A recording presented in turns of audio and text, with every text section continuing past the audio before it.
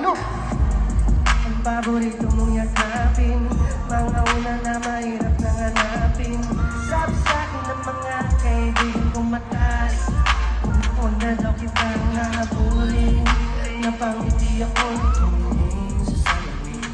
Dahil kaya ko balang pagkawalan ka, mas malawak tayo kama. Kaya handa na ba lahat ng mga gamit mo? Huwag mong kalimutan yung mga sikay ko. Kahit hindi natin balak pang ayusin. Music up!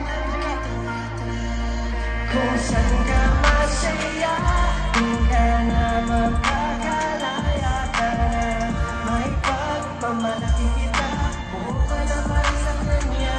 Ano pang hinala kita, para lang makita ka sa iba. Kaya kapag naihatid ka, di na kita susunod. Grabe yun, no? Ito yung pinakamahirap i-accept. Yung pangalawang bitaw, sabi nila.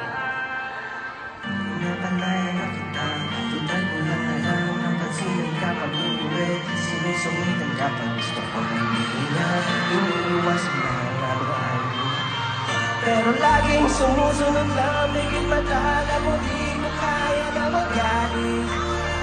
Sa'yo umikot aking mundo, paano mo ito nagawa? Di mo na ako masisisi, di na rin makakumbinsi.